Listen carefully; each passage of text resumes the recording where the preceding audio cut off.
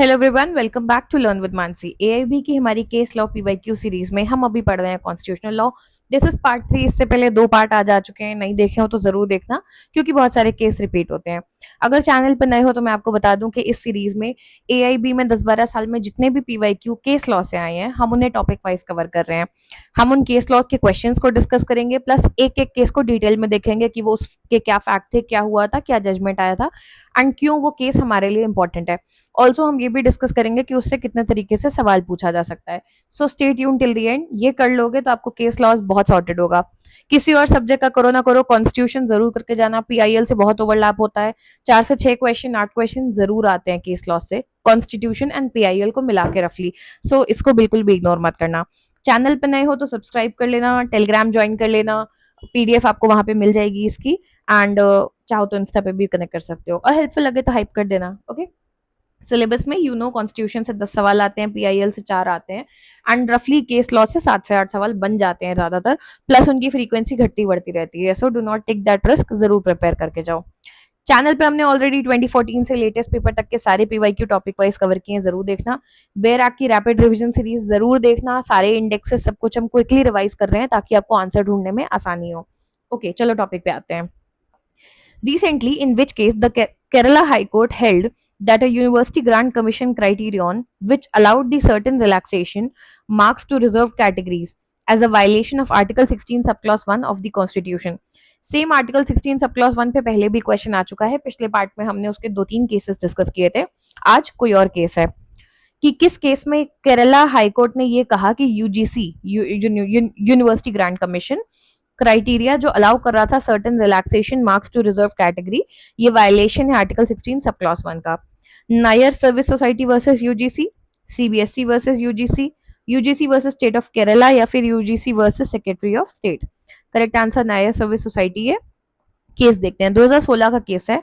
Nair service society, इसको हम NSS बोलेंगे अभी, एंड यूजीसी, ठीक है। Originally decided by the Kerala high court in 2017। Significant case है किस मामले में? Concerning the constitutional validity of reservation criteria and relaxation of minimum marks in qualifying national examination, ठीक है। ये केस वैल्यूएट करता है कि यूजीसी ने एक स्पेसिफिक सिलेक्शन मेथोडोलॉजी बनाई थी कि कौन कौन नेट जो एग्जाम होता है, नेशनल एलिजिबिलिटी टेस्ट, उसको क्लियर कर रहा है। और इनका कहना था कि वो अनफेयरली कॉम्प्रोमाइज्ड एकेडमिक स्टैंडर्ड्स हैं and unequal ground play unequal playing ground create कर रहा है एंड राइट टू इक्वालिटी को वायलेट भी कर रहा है। इसको हम इजीली समझते हैं कि केस के फैक्ट्स क्या थे। एलिजिबिलिटी रूल्स देखते हैं। असिस्टेंट प्रोफेसर अपॉइंट होने के लिए या फिर जेआरएफ जो रिसर्च फेलोशिप होती है उसको पाने के लिए इंडिया में आपको यूजीसी नेट एग्जाम क्लियर करना होता है। बेसिकली आप मास्टर्स करते हो प्लस आप यूजीसी नेट एग्जाम क्लियर करते हो तो आप लेक्चरशिप के लिए अप्लाई कर सकते हो या जेआरएफ स्कॉलरशिप के लिए, ठीक है, जो नेट जेआरएफ एग्जाम होता है। The UGC notification prescribed minimum qualifying marks across different papers, providing lower minimum marks for reserved category. यहाँ तक तो बात ठीक लग रही है कि हर पेपर के अलग अलग कट ऑफ आती है एंड कैटेगरी वालों के लिए थोड़ी सी कम आती है कंपेयर टू जनरल कैटेगरी। यहाँ तक तो बात ठीक लग रही थी। प्रॉब्लम कहाँ आई? The 15% selection formula. इस मल्टी स्टेप इवेल्युएशन प्रोसीजर में स्पेशली जो स्टेप 3 था क्लॉज 8 का, उसने क्या किया, यूजीसी ने मैंडेट किया that once minimum marks were cleared, a separate merit list would be prepared for each category, and only the top 15% of the candidates from each separate category would be declared net qualified. उन्होंने कहा एक बार जब हम minimum marks बता देंगे और आप उसको क्लियर कर लेते हो, सर्टेन बच्चे होंगे जो उसको क्लियर कर लेंगे, मान लो 100 बच्चों ने क्लियर किया, तो सेपरेट मेरिट लिस्ट बनेगी हर कैटेगरी के लिए, यानी जनरल की अलग, ओबीसी की अलग, एससी एसटी की अलग अलग, ठीक है। एंड उस लिस्ट में जो टॉप 15% बच्चे होंगे हर कैटेगरी के, सिर्फ उनको हम नेट क्वालिफाइड डिक्लेयर करेंगे। तो मान लो लिस्ट बनी है जनरल की, ओबीसी की, एससी एसटी की, इन्होंने क्लियर किया है अपने अपने कैटेगरी का कट ऑफ, तो हर उसका 15% जो है हम उसको सिर्फ मानेंगे कि क्वालिफाई किया है। चैलेंज क्या था? जी सुकुमार नायर जो है, जो जनरल सेक्रेटरी है एनएसएस नायर सर्विस सोसाइटी के, ये एक ऑर्गेनाइजेशन है जो फॉरवर्ड क्लास कम्युनिटीज को रिप्रेजेंट करती है, जनरल कैंडिडेट्स को मोस्टली। उन्होंने रिट पिटिशन फाइल की। क्या बोला उन्होंने? They argued that the lowering pass marks, simultaneously sealing off a top 15% quota within each reserved list, created extreme disparity. उन्होंने कहा पहले ही आप दूसरी कैटेगरी वालों को कम कट ऑफ दे रहे हो, ऊपर से हर उसमें ये भी रूल डाल रहे हो कि टॉप के 15% ही सिलेक्ट होंगे, तो आप बहुत ज्यादा डिस्पैरिटी क्रिएट कर रहे हो। They claimed it severely diluted the minimum qualification required for teachers, diminished the level playing field for general category, and ultimately harmed academic efficiency in higher education. UGC का क्या डिफेंस था? UGC बोलती है कि उन्होंने काउंटर आर्ग्यू किया कि prescribing lower pass thresholds was a constitutionally permissible classification की, तो कॉन्स्टिट्यूशन अलाउ करता है हमें, ठीक है, under article 15 sub clause 4 and 16 sub clause 4, ताकि जो हिस्टोरिकल सोशियो इकोनॉमिक गैप है हम उसे कवर कर सके और मार्जिनलाइज कम्युनिटी को रिप्रेजेंटेशन दे सके. जजमेंट क्या आया? The legal trajectory of this case saw sharp divergence between the regional high court and supreme court position. Finally policy update बनते हुए केरला हाई कोर्ट ने 2017 में क्या रूल किया? They initially ruled in favour of NSS and declared कि UGC का जो top 15% वाला रूल है ये अनकॉन्स्टिट्यूशनल है. उन्होंने कहा कि लोअर एलिजिबिलिटी मार्क्स तक तो ठीक है, पर ये जो फिल्टरिंग मैकेनिज्म 15% वाला है ये नॉनसेंस है, ये एकेडमिक एफिशिएंसी को खराब करेगा. लीगल क्रिटिसिज्म क्या आया? The High Court's ruling faced immediate criticism in wider circle, कि उन्होंने सुप्रीम कोर्ट का जो पहले प्रेसिडेंट्स थे, जैसे एक V Lavania versus state of Tamil Nadu case है, उनमें जो प्रेसिडेंट कोर्ट ने सेट किया था उसको इग्नोर किया है. और उस प्रेसिडेंट में सुप्रीम कोर्ट ने क्या कहा था कि एक्सप्लिसिटली कहा था that establish the relaxing threshold in teaching eligibility exam is a valid tool of affirmative action, कि आप ये थ्रेशोल्ड चेंज कर सकते हो, ऐसा सुप्रीम कोर्ट ने कहा था लवानिया केस में कि ये मतलब पॉजिटिव चेंज लाने के लिए सही है. तो लोगों ने इसको क्रिटिसाइज किया. 2024 में अपडेट क्या हुआ? यूजीसी ने अपील किया सिंगल जज डिसीजन के खिलाफ. By the time final appeal review हुई, यूजीसी ने खुद ही उस स्टेप 3 का जो क्लॉज था उसको हटा दिया था, ठीक है. तो जो 2017 से पेपर हुए हैं नेट के, उसमें ऑलरेडी वो क्लॉज उन्होंने 15% वाला खुद ही हटा दिया.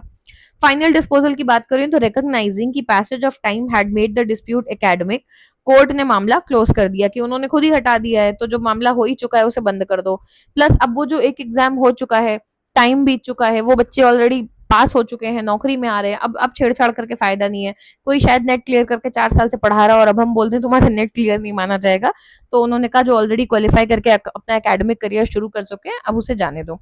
बट आपसे पूछा जाए केस में कि कौन से केस में ऐसा हुआ था ये इशू 16(1) को लेकर, तो आपको पता होना चाहिए, ठीक है. Next, in Maneka Gandhi case it was observe that, very very important case, ध्यान से सुनना. मेनका गांधी के केस में क्या हुआ था? Confiscation of passport was correct. Right to go abroad is not within the meaning of article 21. Right to go abroad is within the ambit of article 21. Article 19 sub clause A that the confiscation of passport is not in accordance to the law. Let's assume आपके पास bare act से तो ये answer हो नहीं सकता, case law याद नहीं है, क्या करोगे? थोड़ा कॉमन सेंस भी लगाना, मैं 2 मिनट लेके आपको पीवाईक्यू सॉल्व करना सिखाती हूँ. Confiscation of passport was correct. In general हमें पता नहीं है क्यों कॉन्फिस्केट किया था, चलो छोड़ देते हैं. Right to go abroad is not within the meaning of article 21. ये सुनने में गलत लग रहा है, आपका हक है, ट्रैवल कर सकते हो कहीं भी, ऐसे कैसे कोई मना कर देगा? एग्जैक्टली आर्टिकल 21 में मे बी ना हो, बट मान लो हमारे पास बेयर एक्ट तो है नहीं, केस लॉ मतलब बेयर एक्ट है पर आंसर नहीं हो रहा है, केस लॉ याद नहीं है, तुक्का लगाते हैं ना. फंडामेंटल राइट तो लग रहा है ना कि आपको ऐसे कोई अब्रॉड जाने से कैसे रुक सकता है, मेरी लाइफ है, मेरा हक है ये, ठीक है. तो कॉमन सेंस तो लग रहा है. Right to go abroad is within the ambit of article 21, ये सही लग रहा है, ये गलत लग रहा है, तो मैं बी तो तुक्का बिल्कुल नहीं मारूंगी. आई एम नॉट सेइंग कि आप सही आंसर मार्क कर पाओगे exactly, but this is how you eliminate options. जब आपको कुछ ना आता हो, तुक्का तो क्योंकि खाली तो नहीं छोड़ना है, नेगेटिव मार्किंग तो है नहीं, तो मैं तुक्के में बी नहीं टिक करूंगी. सी फिर भी मुझे लग रहा है शायद तुक्का पड़ जाए.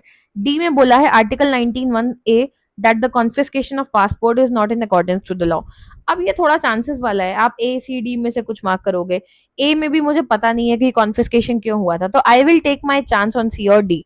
वी डोंट नो, हमें नहीं पता है आंसर सही क्या है, but this is how you try and make a guess when you don't know anything, ये सिखा रही हूँ, ठीक है. आंसर सी था. 50% चांसेस थे कि मैं सही मार्क कर रही हूँ, राइट. हो सकता है डी मार्क करती तो गलत हो जाता, बट 50% चांस था कि मैं सही मार्क कर रही हूँ. जल्दी से देखते हैं केस क्या था. Maneka Gandhi versus union of India 1978 का केस है. फाउंडेशनल सुप्रीम कोर्ट केस है जिसने रेवोल्यूशनाइज किया था इंडियन कॉन्स्टिट्यूशनल लॉ को. कैसे? Vastly expanding the scope of article 21 right to life and personal liberty. इसने एस्टैब्लिश किया था कि any state action depriving a person of their personal liberty, state का कोई भी एक्शन जो इंसान की पर्सनल लिबर्टी को छीनता है, must not only follow a legal procedure but that procedure must be just, fair and reasonable rather than arbitrary और ऑप्रेसिव. अगर आप ऐसा कोई भी काम कर रहे हैं जिस वजह से किसी इंसान की पर्सनल लिबर्टी छिन रही है, तो वो काम सिर्फ लीगल प्रोसीजर के थ्रू नहीं होना चाहिए. मतलब ये तो होना ही चाहिए कि वो लीगल प्रोसीजर के थ्रू हो, वो जस्ट भी होना चाहिए, फेयर भी होना चाहिए और रीजनेबल भी होना चाहिए, ना कि आर्बिट्री या oppressive. Effectively introducing American concept of procedural due process into India. आप कोई पूछ ले किस केस के थ्रू इंट्रोड्यूस हुआ था, now you know the answer. जल्दी से केस के फैक्ट देखते हैं। पासपोर्ट इंपाउंडमेंट, जुलाई 1977 की बात है। Journalist Maneka Gandhi was issued a passport, passport act के अंडर। विद इन डेज उनको ऑफिशियल लेटर आया regional passport office new Delhi से कि उनको अपना पासपोर्ट 7 दिन के अंदर सरेंडर करना होगा। जब पूछा गया कि क्यों करना है, तो सेंट्रल गवर्नमेंट ने जवाब दिया in the interest of general public under section 10C of passport act. जब गांधी ने मिनिस्ट्री को लेटर लिखा कि स्पेसिफिक रीजन तो दीजिए कि मेरा पासपोर्ट क्यों चाहिए आपको, तो गवर्नमेंट ने रिफ्यूज कर दिया, ये कह के कि पब्लिक इंटरेस्ट में हम डिस्क्लोज नहीं कर सकते। तो उन्होंने ग्रेट पिटिशन फाइल की आर्टिकल 32 के अंदर सीधे सुप्रीम कोर्ट में। उनकी जो लीगल टीम थी, जो लेजेंडरी एडवोकेट नानी पालकी वाला रूल लीड कर रहे थे, उन्होंने आर्ग्यू किया कि राइट टू ट्रैवल अब्रॉड तो एक इंटीग्रल पार्ट है पर्सनल लिबर्टी का, है ना। और उन्होंने क्लेम किया कि किसी का पासपोर्ट सीज करना ना बिना हियरिंग हुए, ना कोई जेन्युइन रीजन दिए, तो कंप्लीटली आर्बिट्री और फंडामेंटल राइट का वायलेशन है। जजमेंट क्या आया, 7 जजेस की बेंच थी, हिस्टोरिक जजमेंट आया, unanimous verdict in favour of petitioner यानी मेनका गांधी के फेवर में, fundamentally shifting Indian judicial interpretation. पहली बात है गोल्डन ट्रायंगल इंटरकनेक्टेडनेस। ये सब कीवर्ड्स होते हैं, आपको याद रखने चाहिए। कभी किसी ऐसे ही पूछ लें कि गोल्डन ट्रायल इंटरकनेक्टेडनेस का कॉन्सेप्ट जहां पे आर्टिकल 14, 19 और 21 को लेकर बात की गई थी, ये किस केस में था। अब आपको ये बात पता होनी चाहिए, इसीलिए यहाँ डिस्कस कर रही हूँ, ध्यान से सुनो। कोर्ट ने कहा कि फंडामेंटल राइट्स आइसोलेटेड नहीं होते हैं। Article 14 equality, 19 freedom and 21 life and liberty, ये डीपली इंटरकनेक्टेड है और एक ट्रायंगल फॉर्म करते हैं, ठीक है। एनी लॉ और procedure depriving a person of liberty must simultaneously pass the test of equality and freedom. आप कोई भी लॉ या ऐसा प्रोसीजर फॉलो कर रहे हैं जो इंसान की पर्सनल लिबर्टी छीन रहा है, तो इमीडिएटली टेस्ट होगा कि क्या वो इक्वालिटी और फ्रीडम के भी अगेंस्ट है।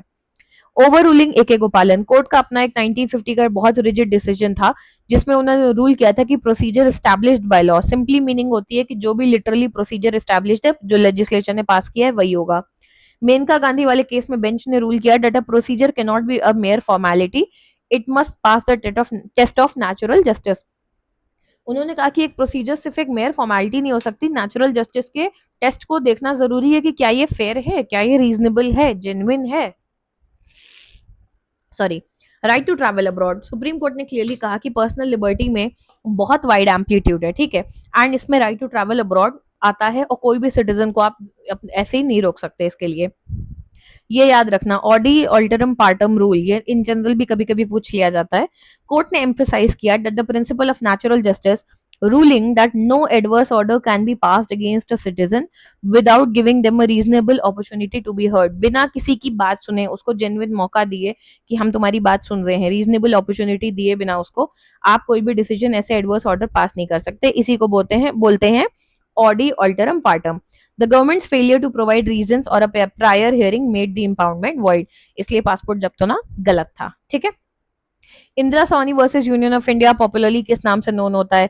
जजेस transfer case, illegal detention case, Mandal commission case या कॉन्स्टिट्यूशनल केस? पिछला पार्ट देखा, इसका आंसर आपको पता होगा, जल्दी से कमेंट करो। अगर लाइव देख रहे हो पॉज करो और पहले कमेंट करना, ठीक है।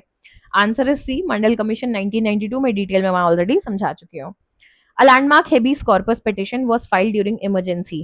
That is Kesavananda Bharati case, Golaknath versus state of Punjab, MC Mehta versus union of India, ADM Jabalpur versus Shivkant Shukla. अब लेट्स अज्यूम मुझे केशवानंद भारती केस पता है, आई नो इसका इससे लेना देना नहीं है। गोलकनाथ चलो नहीं पता अभी आपको, अगर ये मैं अज्यूम कर रही हूँ आपने पिछला पार्ट देखा है तो you know what Kesavananda Bharati is about.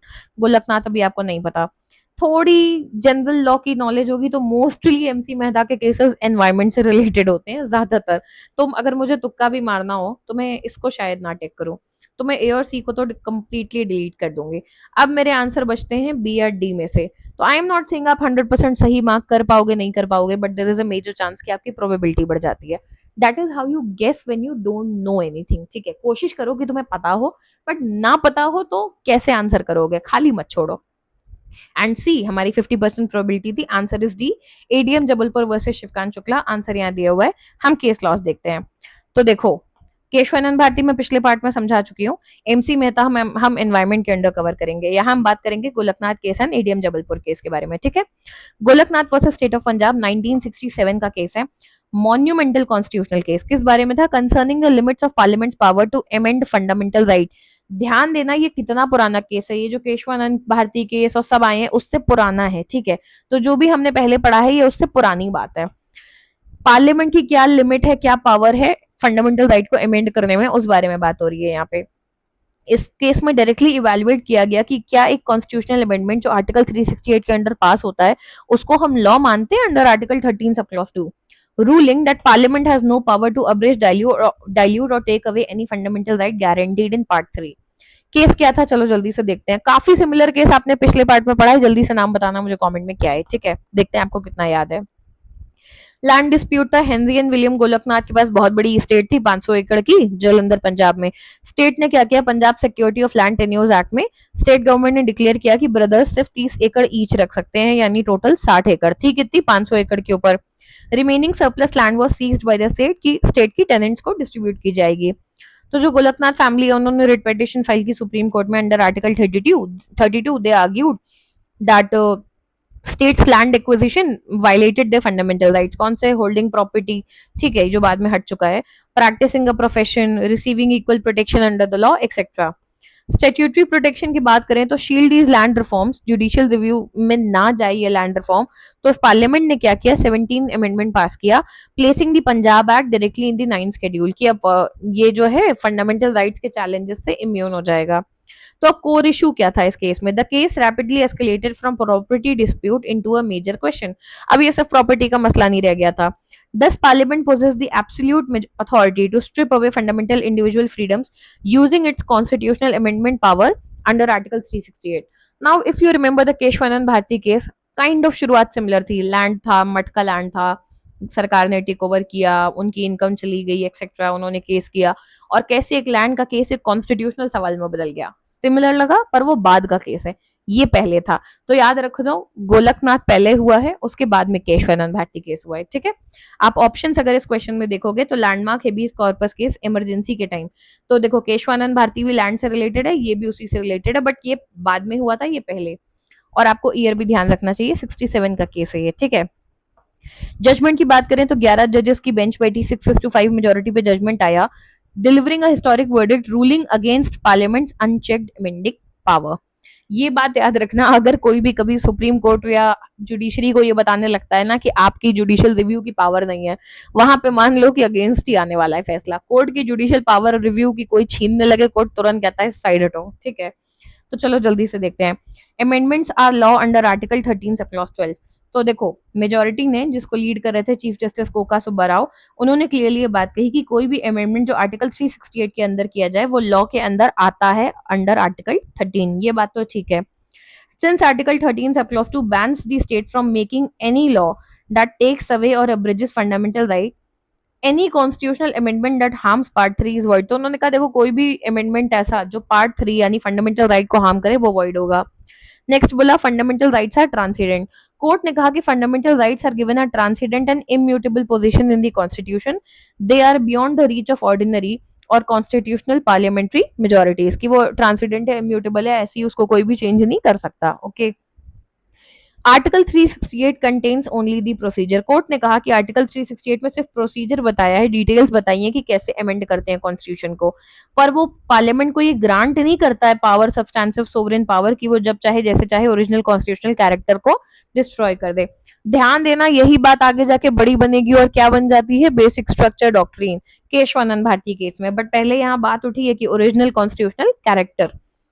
Doctrine of prospective overruling की मैसिव कियोस ना हो, क्योंकि ऑलरेडी बहुत सारे लोगों की लैंड जो है एक्वायर कर ली गई थी। कोर्ट ने अप्लाई किया American doctrine of prospective over ruling कि पिछले जो भी अमेंडमेंट हो चुके थे वो तो वैलिड रहेंगे, बट पार्लियामेंट के पास अब आगे ऐसी पावर नहीं होगी। अब ये बात ध्यान रखना, historical note. This rigid ruling created immense political friction, जिसके चलते इंदिरा गांधी ने 24th अमेंडमेंट को पास किया इस जजमेंट को बाईपास करने के लिए, जिसके चलते इवेंचुअली 1973 में कुछ साल बाद सबसे बड़ा बैटल हुआ केशवानंद भारती केस का, जिसमें गोलकनाथ केस को ओवर रूल किया गया और बेसिक स्ट्रक्चर डॉक्ट्रिन को लाया गया, ठीक है। और ये केस हम ऑलरेडी डिस्कस कर चुके हैं। अगला पढ़ते हैं, ADM Jabalpur versus Shivkant Shukla. ADM क्या होता है, एडिशनल डिस्ट्रिक्ट मजिस्ट्रेट, जबलपुर के जो थे versus Shivkant Shukla.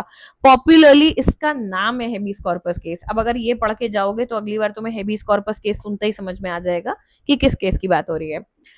It is widely considered the most controversial judgement in Indian constitutional history. सबसे कॉन्ट्रोवर्शियल माना जाता है। It evaluated the suspension of fundamental right during national emergency.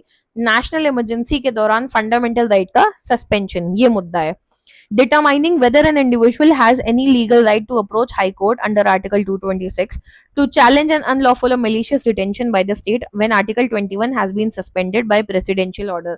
तो मेन सवाल इस केस में ये था, जब इमरजेंसी डिक्लेयर कर दी जाए और फंडामेंटल राइट सस्पेंडेड है जिसमें आर्टिकल 21 इंक्लूडेड है, तो क्या कोई इंसान हाई कोर्ट के पास अपील लेके जा सकता है, लीगल राइट के लिए अपने अप्रोच कर सकता है उन्हें फंडामेंटल राइट को एनफोर्स करने के लिए. इशू क्या हुआ था, केस देखते हैं. 25 जून 1975 प्राइम मिनिस्टर इंदिरा गांधी के जो एडमिनिस्ट्रेशन थे उन्होंने प्रेसिडेंट से कहा कि नेशनल इमरजेंसी डिक्लेयर कर दीजिए अंडर आर्टिकल 352. किन ग्राउंड्स पे, इंटरनल डिस्टर्बेंस बोल के. इसको फॉलो करते हुए प्रेसिडेंट ने issued an order under Article 359 subclause 1, and they suspended the right of any person to move to a court to enforce their rights under Article 14, 21 and 22. इसके बाद हुए मास डिटेंशन. आपको इमरजेंसी के बारे में पता है तो आप ये जानते होंगे कि in the name of maintaining internal security, तो जो maintenance of internal security act है मीसा, इसके तहत एग्जीक्यूटिव ब्रांच ने बहुत सारे हजारों लोगों को अरेस्ट किया, जेल में डाला, जिसमें ऑपोजिशन वाले थे, जर्नलिस्ट थे, डिसेंडेंट्स थे, ठीक है, अक्रॉस इंडिया. कोई ट्रायल नहीं हुआ, कोई फॉर्मल चार्जेस नहीं लगे, बस लोगों को उठा के जेल में डाल दिया.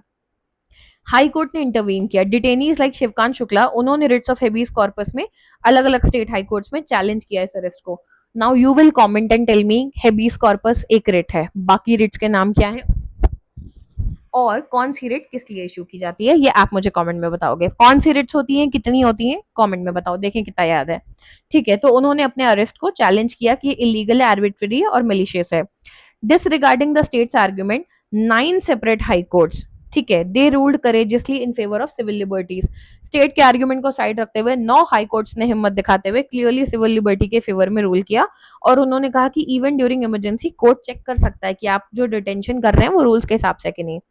सेंट्रल गवर्नमेंट ने एग्रेसिवली अपील किया इन रूलिंग्स के खिलाफ सुप्रीम कोर्ट में, ये आर्ग्यू करते हुए कि इमरजेंसी जो है एग्जीक्यूटिव को अनचेक्ड अथॉरिटी ग्रांट करती है कि वो जिसको चाहे उठा सकते हैं सिक्योरिटी के नाम पे. ठीक है, जजमेंट क्या आया. 5 जजेस की बेंच थी, उन्होंने 4:1 का मेजर वर्डिक्ट दिया 28 अप्रैल 1976 को, ruling entirely in the favour of authoritarian state regime. इसीलिए ये कंट्रोवर्शियल है. ठीक है, केस कौन सा है, एडीएम जबलपुर, शिवकांत शुक्ला, स्टेट के फेवर में डिसीजन आया. Total bar on court remedies. Majority bench जिसमें चीफ जस्टिस ए.एन. रे थे along with justice M H. Beg, Y V. Chandrachud and P N. Bhagwati, बहुत लेजेंडरी जजेस माने गए हैं ये. उन सब ने ये कहा कि once the president invokes article 359 sub clause 1, no person has the legal standing यानी लोकस स्टैंडाई to file a habeas corpus petition या कोई भी writ to secure the release. एक बार इमरजेंसी लग गई, अब आप कुछ नहीं कर सकते. Constitution as the sole source. Majority ने ये रीजन दिया that the right to life and liberty exist strictly as a bounty conferred by constitution under article 21. आपको right to life and personal liberty कौन दे रहा है, कॉन्स्टिट्यूशन दे रहा है, आर्टिकल 21 दे रहा है. एक बार आर्टिकल 21 सस्पेंड हो जाता है then no independent common law natural law remedy remains active. इसलिए डिटेंशन इलीगल हो चाहे मलिशियस हो, आप कुछ नहीं कर सकते. Historic dissent of justice H R. Khanna. अब जस्टिस हंसराज खन्ना क्यों फेमस है, बहुत सेलिब्रेटेड डिसेंट था, वो जो 4:1 का रेशियो था ना, ये 1 यही थे जस्टिस एच.आर. खन्ना. उन्होंने बहुत डिसएग्री किया इस मेजोरिटी से कि नहीं ये सही नहीं है. ठीक है, और इनको बहुत सेलिब्रेट किया गया ग्लोबल लीगल हिस्ट्री में, not just Indian, global level पे, कि इन्होंने बहुत स्ट्रॉन्ग स्टैंड लिया कि the right to life and personal liberty is inherent to human existence. इंसान की फितरत में इनहेरेंट है, आप सिर्फ कानून से नहीं दे रहे हो सही है. And it existed long before the constitution was drafted. एक इंसान का जीने का हक, इज्जत से जीने का हक, लाइफ, पर्सनल लिबर्टी आपके कॉन्स्टिट्यूशन से नहीं आ रहा है, ये उससे पहले से है उसके पास. ठीक है. He declared that even during an emergency, state cannot execute a person or lock them up without explicit legal authorization, and the rule of law must remain supreme. ये नोट देखना, because of this principle stand justice Khanna को unconstitutionally supersede करके chief justice की post नहीं दी गई थी, बाद में उन्होंने रिजाइन भी कर दिया था. मॉडर्न रिडम्पशन की अगर बात करें तो जो फ्लॉड रीजनिंग थी इस केस की वो सिस्टमैटिकली डिसमेंटल की गई आगे जाके. कैसे, 44th कॉन्स्टिट्यूशनल अमेंडमेंट एक्ट 1978 आया इमरजेंसी खत्म होते ही, और इस अमेंडमेंट ने परमानेंटली ऑल्टर किया आर्टिकल 359 को, और ये कहा गया कि कितनी भयंकर इमरजेंसी लगा लो, आर्टिकल 20 और 21 कभी सस्पेंड नहीं होंगे, सब सस्पेंड हो सकते हैं, सारे राइट सस्पेंड हो सकते हैं, 20 एंड 21 आर नेवर सस्पेंडेड। इससे ये भी क्वेश्चन याद रखो, इफ समवन आस्क यू कि कौन से फंडामेंटल राइट्स है जो कभी सस्पेंड नहीं होते, तो you should know it is 20 and 21। K S Puttaswamy overruling 2017, ये हमने कॉन्स्टिट्यूशन के पार्ट 1 में डिस्कस किया हुआ है लेक्चर में, जरूर देखना। अ 9 जज constitution bench justice K S Puttaswamy versus union of India case में क्लियरली बोलते हैं they over ruled the majority judgement जो आया था इस केस में, यानी इस केस को ओवर रूल किया गया यहाँ 2017 के केस में। जस्टिस डी वाई चंद्रचूड़, जिनके अपने पिताजी ने फैसला दिया था बाय द वे, उन्होंने ओल्ड वर्डिक्ट को सीरियसली फ्लॉड बोला, officially adopting justice HR Khanna's legendary descent into permanent constitutional jurisprudence. ठीक है, अगला क्वेश्चन देखते हैं। Supreme Court of India issued a number of directions for the prevention of women in various forms of prostitution and to rehabilitate their children through various welfare measures so as to provide them with dignity of person, means of livelihood and socio-economic development, in which case supreme court of India की बात हो रही है, prevention of women कहाँ पे, prostitution और उनका rehabilitation से related case. Vishakha versus state of Rajasthan, Gaurav Jain versus union of India, Delhi domestic working women's forum versus union of India, या फिर Sheela Barse versus union of India. चार केस हैं, चारों बहुत इंपॉर्टेंट है, हम चारों को डिस्कस करेंगे, एंड तक जरूर सुनना, ये चारों बहुत इंपॉर्टेंट केसेस हैं, खासकर ये 2-3 केस तो बार बार रिपीट होते हैं, तो मिस मत करना। ठीक है, आंसर इसका गौरव जैन केस है, 1997 का केस है, Gaurav Jain versus union of India, landmark case. किस बारे में, gender justice, human rights and the rehabilitation of sex workers and their children. Short में अगर बात करें तो हुआ क्या था कि जो फैक्ट्स को देखते हैं, एडवोकेट गौरव जैन ने पीआईएल फाइल की थी, तो माइंड यू ये केस पीआईएल में भी आता है कि अगर आपसे पूछे ऑप्शंस देखे कि इसमें से कौन कौन से केस पीआईएल थे, you should no Gaurav Jain was a PIL case. उन्होंने आर्टिकल 32 के अंदर एक पीआईएल फाइल की, जो भी सेक्स वर्कर्स हैं उनकी मिजरेबल सोशियो इकोनॉमिक कंडीशन को देखते हुए, और ये बोला कि ये रेड लाइट एरियाज में जो रहते हैं इनके मल्टी जनरेशनल लेवल पे चलता है, बच्चे बहुत यहाँ पे फंसते हैं। ठीक है, उन्होंने बोला यहाँ के बच्चे ऐसे माहौल में बड़े होते हैं, ब्रॉथल के माहौल में फिजिकल अब्यूज देखते हैं, साइकोलॉजिकल ट्रॉमा देखते हैं, क्रिमिनल एक्सप्लॉइटेशन देखते हैं, बहुत सी लड़कियों को कम उम्र में इसी इसी सेक्स वर्कर वाले जॉब में फोर्स भी किया जाता है। उन्होंने सिग्रीगेशन का आर्ग्यूमेंट दिया, ये इंपॉर्टेंट है, याद रखना, कभी आपको ये भी पूछ सकते हैं किस केस में सिग्रीगेशन का आर्ग्यूमेंट हुआ था या ऐसी बात को डिनाई किया गया था, कोर्ट ने मना किया था, तो याद रखना यही केस है। पेटिशनर ने क्या रिक्वेस्ट की सुप्रीम कोर्ट से कि सेंट्रल और स्टेट गवर्नमेंट को आप डायरेक्ट करो कि वो सेपरेट बिल्कुल एजुकेशनल इंस्टीट्यूशंस बना दें उन बच्चों के लिए जो सेक्स वर्कर्स के बच्चे हैं। ठीक है, completely separate institution, school and hostel facility specifically for children of sex worker, कि उनको रेड लाइट एनवायरमेंट से दूर रखें। सोचा जाए तो नीयत तो अच्छी थी कि उन बच्चों के भले की बात कर रहे थे, बट इसका काउंटर पर्सपेक्टिव आया। बहुत से human right organisation and state representative ने बात कही कि अगर आप ऐसा करोगे ना तो उन बच्चों पे एक स्टैम्प सा लग जाएगा, समझ रहे हो, कि वो वाले स्कूल में पढ़ते हो, वहां पे सारे बच्चे सेक्स वर्कर्स के पढ़ते हैं। You don't want that stamp, आप उनको सोशल टैबू और क्रिएट कर सकते हो उनके लिए। ठीक है, स्टिग्मा क्रिएट कर सकते हो कि XYZ स्कूल में सिर्फ वो बच्चे पढ़ते हैं जो सेक्स वर्कर्स के बच्चे थे। ठीक है, तो आप उनको सोसाइटी मेन स्ट्रीम से और सेपरेट कर रहे हो और उनका राइट टू इक्वालिटी उनसे छीन रहे हो। ठीक है, आइडेंटिटी का पार्ट बना दोगे आप उनकी ये, and we don't want that. तो जजमेंट क्या आया, दो जजेस की बेंच थी, ऑब्वियसली उन्होंने एक प्रोग्रेसिव और कंपैशनेट जजमेंट दिया। इस आइडिया को तो कंप्लीटली रिजेक्ट कर दिया कि सेपरेट स्कूल बनाया जाए। इंटीग्रेशन ओवर सिग्रीगेशन, उन्होंने कहा कि उन बच्चों को अलग करने की जगह आप ऐसा एक परमानेंट सोशल उनके लिए मुश्किल बना दोगे, उनको regular public and private school में एडमिट किया जाना चाहिए बिना किसी डिस्क्रिमिनेशन के। Establishment of specialised rescue home, ये बोला गया कि special care centres and rescue home should be established outside the red light district so that वो बच्चे उस माहौल से निकल के रह सकें और एक सेफ एनवायरनमेंट में बड़े हो सकें। डिग्निटी अंडर आर्टिकल 21, कोर्ट ने ये भी रिकॉग्नाइज किया कि मोस्टली प्रोस्टिट्यूशन में औरतें जाती हैं, एब्सोल्यूट पॉवर्टी होती है, सिस्टमेटिक उनका एक्सप्लॉइटेशन होता है, एंड उन्होंने रूल किया कि सेक्स वर्कर जो है खुद भी इस माहौल से बाहर निकलना चाहेंगी अगर उनके पास ऑल्टरनेट लाइवलीहुड हो, तो वोकेशनल ट्रेनिंग सेंटर्स उनके लिए स्टैब्लिश किए जाएं। एनफोर्समेंट कमेटी को भी सुप्रीम कोर्ट ने सेंट्रल गवर्नमेंट को डायरेक्ट किया कि एक एनफोर्समेंट कमेटी बनाओ जो वेलफेयर स्कीम्स इंप्लीमेंट करे उनके बेहतर के लिए और उनके बच्चों की बेहतरी के लिए। तो याद रखना गौरव जैन केस।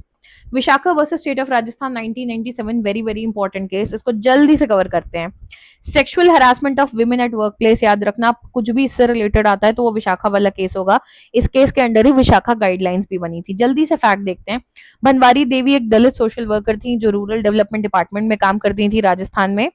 बहुत कैंपेन करती थी चाइल्ड मैरिज के अगेंस्ट और इन सब चीजों खराब जो समाज में होता है उसके अगेंस्ट। उसके बदले जो क्या कहते हैं डोमिनेंट कास्ट के मर्द थे उन्होंने उनको ब्रूटली गैंगरेप किया था। ठीक है। एंड सिस्टमेटिक एपैथी की बात करें तो जब उन्होंने जस्टिस की बात की तो उनको बहुत ज्यादा इंस्टीट्यूशन से कोई सपोर्ट नहीं मिला और अपने भी एम्प्लॉयर से सपोर्ट नहीं मिला कि उन्होंने कह दिया भाई वर्क प्लेस पे तो हुआ नहीं था, ऑफिस में तो हुआ नहीं था ना, तो हम क्यों करें, काम तो आप ही के लिए कर रही थी। बट ये बोल दिया ऑफिस के अंदर थोड़े हुआ था, जो ट्रेडिशनल ऑफिस है उस रूम के अंदर तो कुछ नहीं हुआ आपके साथ, तो हमारी जिम्मेदारी नहीं है। तो पीआईएल फाइल की गई। एक एनजीओ है, non governmental organisation and social activist led by Naina Kapoor और कलेक्टिव ग्रुप का नाम है विशाखा, इसीलिए इस केस में विशाखा नाम है। उन्होंने एक पीआईएल फाइल की, तो ये याद रखना ये केस भी एक पीआईएल है। ठीक है। अंडर आर्टिकल 32 सीधे सुप्रीम कोर्ट में। उनका कहना था कि पिटिशन ने सिर्फ इस एक केस पे फोकस नहीं किया बल्कि एक पूरा जो मैकेनिज्म है to prevent sexual harassment at work place उसको लेके बात उठाई। ठीक है। जजमेंट क्या आया, 3 जजेस की बेंच थी, उन्होंने बहुत मॉन्यूमेंटल वर्डिक्ट दिया कि सेक्सुअल हैरासमेंट क्लियर वायलेशन है right to gender equality article 14 and right to life with dignity article 21। Judicial legislation को अपहेल्ड किया। कोर्ट ने क्लियरली रूल किया कि अंडर आर्टिकल 32 अगर लेजिस्लेटिव वैक्यूम एग्जिस्ट करता है and fundamental rights have being actively violated, supreme court के पास power है कि वो गाइडलाइंस इशू कर सकता है। ठीक है। जब तक पार्लियामेंट कोई लॉ नहीं बनाता। Definition of sexual harassment, court ने पहली बार इंडिया में लीगल डेफिनेशन दी सेक्सुअल हरासमेंट की, classifying it as any unwelcome sexually determined behaviour, कोई भी बिहेवियर जो आपके लिए अनवेलकमिंग है, जो आप नहीं चाहते आपकी तरफ आए सेक्सुअल फॉर्म में, वो सब सेक्सुअल हरासमेंट में आता है। चाहे वो डायरेक्टली हो चाहे वो इम्प्लाई करके यानी इनडायरेक्टली हो रहा हो, including physical contact, demand for sexual favour, sexually coloured remarks, showing pornography और any other unwelcome physical verbal और नॉन वर्बल कंडक्ट। ये बहुत इंपॉर्टेंट है, क्या आता है सेक्सुअल हरासमेंट में। ठीक है। मैंडेटरी गाइडलाइंस, इस केस में कोर्ट ने विशाखा गाइडलाइंस को भी इशू किया था। इंटरनल कंप्लेंट्स कमेटी, हर ऑफिस में हर वर्क प्लेस में इंटरनल कमिटीज होंगी, आज की डेट में आप सुनते हो पॉश कमिटीज होती हैं। थर्ड पार्टी इंक्लूजन होता है कि एक इंडिपेंडेंट थर्ड पार्टी होगी, कोई एनजीओ या फेमिलियर बॉडी जिसको सेक्सुअल हरासमेंट के बारे में पता है, ताकि वो ऐसे इश्यूज को प्रिवेंट कर सके। एंड प्रिवेंटेटिव ड्यूटीज होंगी कि एम्प्लॉयर्स जो है वो प्रोएक्टिवली ऐसे रूल्स डिस्प्ले करेंगे, ऐसे वर्कशॉप्स करवाएंगे, सेफ वर्किंग एनवायरनमेंट इंश्योर करेंगे। ठीक है। International Law Reliance. Court heavily relied on international conventions, especially the convention on the elimination of all forms of discrimination against women, इस पर डिपेंड करते हुए। और ये विशाखा गाइडलाइंस तकरीबन 16 साल तक रही जब तक पार्लियामेंट ने finally sexual harassment of women at work place prevention prohibition and redressal act 2013 पास नहीं किया था। ठीक है। तो आपसे कभी पूछ लें कि किस केस में पहली बार सेक्सुअल हरासमेंट को लेकर गाइडलाइंस आई थी, तो वो विशाखा केस है जिसमें विशाखा गाइडलाइंस आई थी। ये आपको इस एक्ट का नाम दे दें मान लो और आप डर जाओ इसका बेर एक्ट नहीं लाए, मत डरो, इस एक्ट का नाम दे दें और पूछ लें कि सोर्स कौन सा है, कौन से केस में पहली बार ऐसा कुछ हुआ था जिसके चलते लॉन्ग रन में ये एक्ट पास हुआ था, तो इट इज विशाखा केस। ठीक है। नेक्स्ट देखते हैं Delhi domestic working women's forum versus union of India, 1998 का केस है या 95, सॉरी ईयर एक बार चेक करना होगा। लैंडमार्क सुप्रीम कोर्ट केस है, किस बारे में, rights compensation and legal protection of rape survivor. ठीक है। क्या हुआ था इसमें, सेक्सुअल असॉल्ट को लेके बात हुई थी कि सेक्सुअल असॉल्ट आपके right to life and dignity article 21 का वायलेशन है। ठीक है। इंसिडेंस क्या हुआ था, 10 फेब 1993, 6 यंग ट्राइबल लड़कियां थी जो डोमेस्टिक सर्वेंट का काम करती हैं, वो ट्रैवल कर रही थी रांची टू दिल्ली मूरी एक्सप्रेस में। रात के टाइम में 7 से 8 आर्म्ड आर्मी पर्सनल थे जो उनके कैरियज में बोर्ड करते हैं, उन लड़कियों को ब्रूटली मोलेस्ट करते हैं और असॉल्ट करते हैं। रेलवे पुलिस के जो गार्ड्स थे ऑन ड्यूटी, सब कोई इंटरवीन नहीं करता है, कोई उन लड़कियों को प्रोटेक्ट नहीं करता है। बाद में जब एफआईआर फाइल होती है तो विक्टिम्स को भी बहुत ज्यादा परेशान किया जाता है, सोशल स्टिग्मा उन पे प्रेशर आता है, लोकल पुलिस का भी, उनके एम्प्लॉयर्स का भी। ठीक है। एंड इन्वेस्टिगेशन भी बहुत स्लो, बहुत पुअर कोऑर्डिनेटेड, कोई सेंसिटिविटी नहीं होती है उन लड़कियों के प्रति। Finally PIL comes into role, Delhi domestic working women's forum सामने आता है और वो एक पीआईएल फाइल करते हैं अंडर आर्टिकल 32 सीधे सुप्रीम कोर्ट में। वो रिक्वेस्ट करते हैं सुप्रीम कोर्ट से कि आप इसमें स्टेप इन कीजिए और इस मामले को देखिए। ठीक है। तो जजमेंट आती है, 3 जजेस की बेंच थी, वो एंटायरली फेवर में जजमेंट देते हैं फोरम के। कोर्ट डिक्लेयर करता है कि criminal trial must focus heavily on supporting the survivor, laying down mandatory national directive, कि आपको जो सर्वाइवर है उसको सपोर्ट करने पे फोकस करना चाहिए। पहली बात बोली इमीडिएट लीगल रिप्रेजेंटेशन की, कुछ भी ऐसा सेक्सुअल असॉल्ट या कुछ होता है किसी सर्वाइवर को, सबसे पहले आप कंपीटेंट लीगल एड देंगे द मोमेंट वो अराइव आते करते हैं पुलिस स्टेशन पे। जैसे ही कोई पुलिस स्टेशन आता है, एफआईआर आप फाइल करोगे तुरंत और उनको लीगल एड दोगे, ठीक है, एंड तक ट्रायल के। लॉयर की जॉब है उस विक्टिम को प्रोटेक्ट करना फ्रॉम पुलिस हरासमेंट और उनको असिस्ट करना काउंसलिंग और मेडिकल एड में, ठीक है। पुलिस की ड्यूटी है इन्फॉर्म करना विक्टिम को कि उनके क्या क्या राइट्स हैं लीगल प्रेजेंटेशन के, एक्सेट्रा, कोई भी सवाल जवाब करने से पहले। एनोनिमिटी का मैंडेट किया कि उनकी सोशल स्टिग्मा से बचाने के लिए विक्टिम की आइडेंटिटी एनोनिमस रहेगी, ठीक है। Creation of the compensation board, एक क्रिमिनल इंजरीज कॉम्पेंसेशन बोर्ड को लेके फॉर्मेशन लॉन्ग रन में वो फॉर्म हुआ, ब्लूप्रिंट हुआ, जिस जो चल चल के ये बनी कमिटी, फाइनली बोर्ड बना कि विक्टिम को क्या कॉम्पेंसेशन लॉन्ग रन में दे सकते हैं, रेप सर्वाइवर्स जो होते हैं कि लॉन्ग रन में वो जो जो है ना रिहैबिलिटेट करके उन्हें रीसेटल किया जा सके, ठीक है। लास्ट केस देखते हैं, शीला बरे versus union of India. Spellings पे मत जाना, कई बार गलत लिख देते हैं, असल है शीला बरसे versus union of India.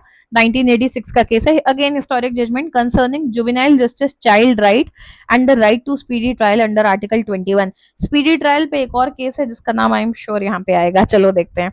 It evaluated whether keeping children in ordinary adult prison is constitutionally permissible, कि जो बच्चे हैं उनको एडल्ट जेल में रखना क्या अलाउड है, क्योंकि बहुत बहुत सी जेल्स में ऐसा हो रहा था। अपने तरीके से याद रख सकते हो, मैं हर लेक्चर में कहती हूँ, any mnemonic that works for you, it does not have to make sense to everyone. मुझे एक केस कैसा याद रहता है, शीला बरसे तो याद नहीं आता है नॉर्मली, शीला, शीतलता, बच्चे, बच्चों पे हम बरसते हैं, ऐसा करके कुछ भी अपने दिमाग में बना सकते हो कि बच्चों पे नहीं बरसना चाहिए। What ever combination works for you, just remind your self how you remember it कि ये बच्चों का केस है, स्पीडी ट्रायल, ठीक है।